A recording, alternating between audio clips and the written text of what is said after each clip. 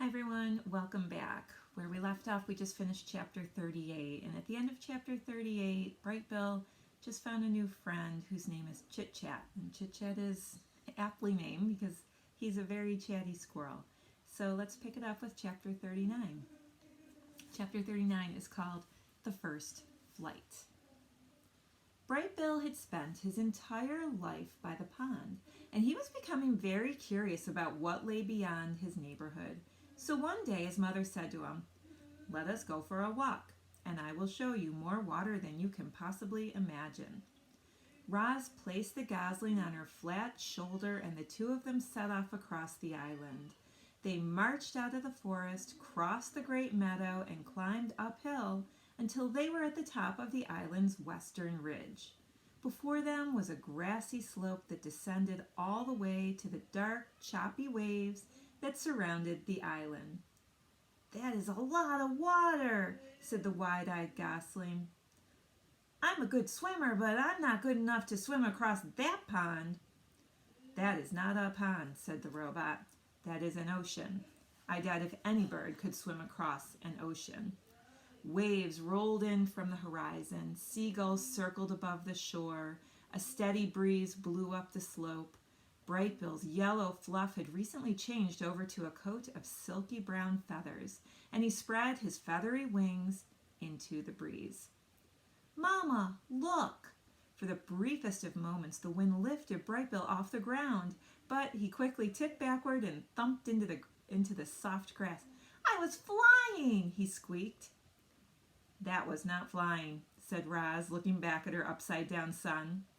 "Well, I was almost flying. I'm going to try again."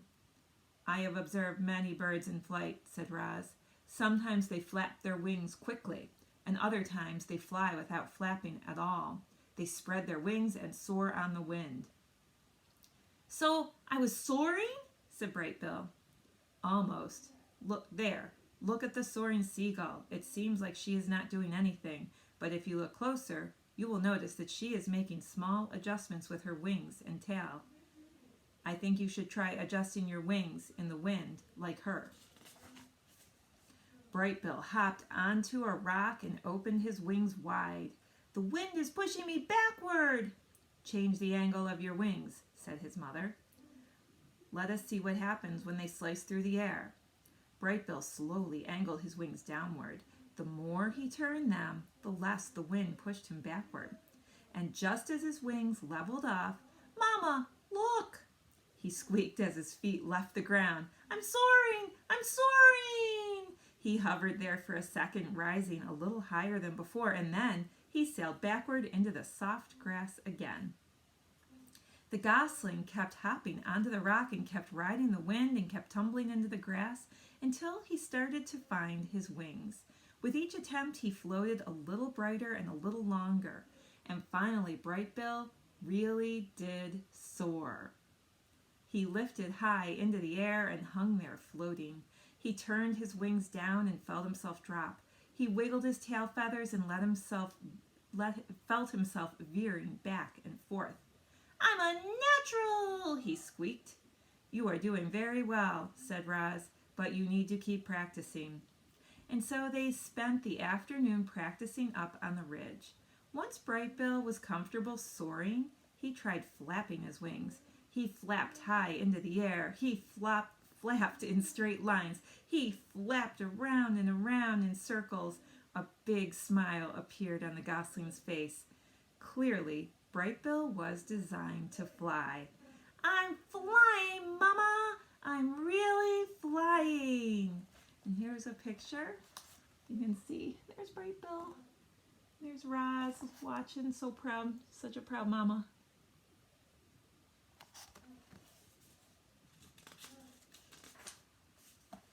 "You are flying," said the robot. "Very good." Bright Bill was now a real flyer, but all that flying had worn him out. He lowered himself toward the ground and tumbled into the grass one last time. His landing still needed some work. Roz placed Bright Bill on her shoulder and headed back to the nest. "I can't believe I can fly now, Mama," said Bright Bill in his sleepy voice. I just wish you could fly with me." And then the gosling's words were replaced by his quiet, steady breathing. Chapter 40, The Ship. Bright Bill was a flying fanatic, and his favorite place to fly was up on the grassy ridge. The robot and the gosling liked to spend afternoons up there working on the finer points of flying, and it was on one such afternoon that they noticed something mysterious far out at sea. Take a look. I can never see if I'm showing it to you right.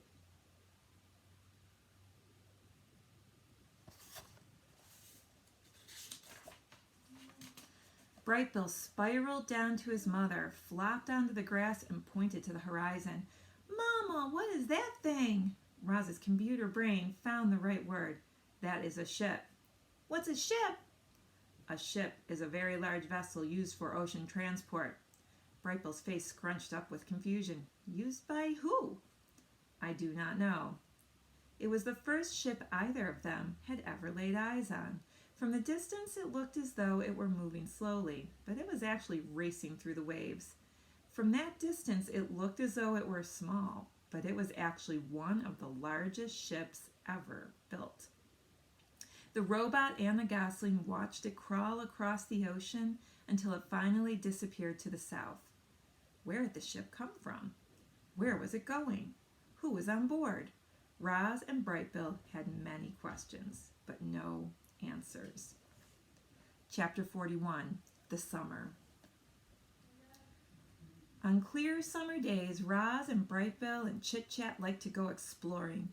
They investigated the island's sandy southern point. They marveled at the rainbows that curved up from the waterfall. They surveyed the forest from the branches of tall trees. They met new friendly creatures, and sometimes they met new unfriendly creatures, but the only creatures they had to worry about were the bears. One time they came upon a bear fishing in the river, and Roz whispered, "You know what to do." Bright Bill flew up and away. Chit Chat scurried home through the treetops, and Roz melted into the landscape as only she could. Later, they met back at the nest and told the neighbors all about their brush with danger. On dreary summer days, they would stay inside. Roz asked Bright Bill and Chit Chat about dreaming and about flying and about eating and about all the things that they could do that she could not. But the youngsters had too much energy to sit still for very long. They spent one drizzly afternoon kicking acorns around the nest. Chit Chat piled them up, and then Bright Bill swung his big foot, and the acorns went flying. The little friends chased the acorns as they bounced and rolled and spun across the floor. Then they made a new pile and kicked them again. Sometimes an acorn would bounce off Roz's body, clang, and everyone would laugh and giggle together. Even Roz laughed. "Ha, ha, ha," said the robot, trying to act natural. On clear summer evenings, they would sit outside and watch fireflies twinkling around the pond. Then they'd lie back and gaze up at the darkening sky.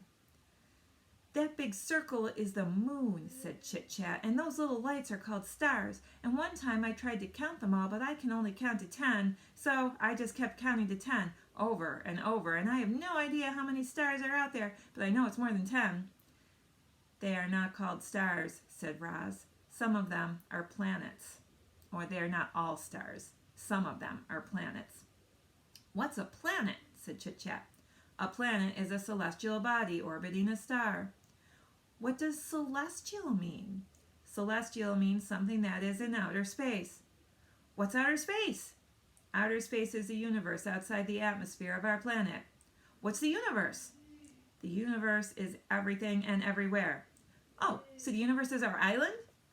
None of them would really ever understand the universe, including Roz. Her computer brain knew only so much. She could talk about the earth and the sun and the moon and the planets and a few stars and not much else. Here's a picture of them when they were all up in the tree.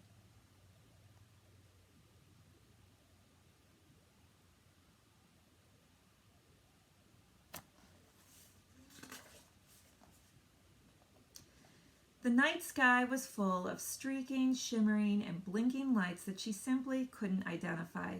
Clearly, Roz was not designed to be an astronomer. On dreary summer evenings, Roz and Bright Bill would curl up together, just the two of them, and listen to the rain pattering on the roof of the nest. The robot would tell stories of annoying pine cones and terrible storms and camouflaged insects, but the sound of rain always made Bright Bill sleepy, and he'd be out before his mother could ever finish a story. Chapter 42, The Strange Family. It was a sweltering afternoon, and the heat had put everyone in a bad mood. Roz was standing in the shade watching her son on the water. The other goslings were teasing him about something when they suddenly burst into laughter, and Bright Bill turned and hurried home with a stormy expression on his face. He stomped into the garden and right past his mother without saying a word. "What is wrong, Bright Bill?" said Roz as she followed her son into the nest. "Nothing," he squawked. "Leave me alone." "Tell me what is wrong." "I don't want to talk about it." "Maybe I can help." "Mama, the other goslings were making fun of me." "What did they say?" "They called you a monster and then laughed at me for having a monster mother." "They should know by now that I am not a monster. Would you like me to talk to them?" "No, don't do that. That'll just make things worse." The robot sat next to her son. "Mama, I know you're a robot, but I don't understand what a robot is." "A robot is a machine. I was not born. I was built." "Who built you?" "I do not know. I do not remember being built. My very first memory is waking up on the northern shore of this island." "Were you smaller back then?" said the gosling. "No, I have always been this size." Roz looked down at her weathered body. "However, I used to be shiny like the surface of the pond. I used to stand straighter than a tree trunk. I used to speak a different language. I have not grown bigger, but I have changed very much." The robot wanted to explain things to her son, but the truth was that she understood very little about herself. It was a mystery how she had come to life on the rocky shore. It was a mystery why her computer brain knew certain things, but not others. She tried to answer Bright Bill's question, but her answers only left him more confused. "What do you mean you're not alive?" squawked Bright Bill. "It is true," said Roz. "I am not an animal. I do not eat or breathe. I am not alive." "You move and talk and think, Mama. You're definitely alive." It was impossible for such a young goose to understand technical things like computer brains and batteries and machines. The gosling was much better at understanding natural things like islands and forests and parents. Parents. The word definitely left Bright Bill feeling uneasy. "You are not my real mother, are you?" "There are many kinds of mothers," said the robot. "Some mothers spend their whole lives caring for their young. Some lay eggs and immediately abandon them. Some care for the offspring of other mothers. I have tried to act like your mother, but no, I am not your birth mother." "Do you know what happened to my birth mother?" Roz told Bright Bill about that fateful day in spring, about how the rocks had fallen and only one egg had survived, about how she'd put the egg in a nest and carried it away, about how she'd watched over the egg until a tiny gosling hatched. Bright Bill listened carefully until she finished. "Should I stop calling you Mama?" asked the gosling. "I will still act like your mother, no matter what you call me," said the robot. "I think I'll keep calling you Mama." "I think I will keep calling you son." "We're a strange family," said Bright Bill with a little smile, "but I kind of like it that way." "Me too," said Roz. I think we're going to stop there because I'm almost up at the 15-minute point. So next time, boys and girls, we will read chapter 43, which is The Gosling Takes Off. What's going to happen? All right, bye.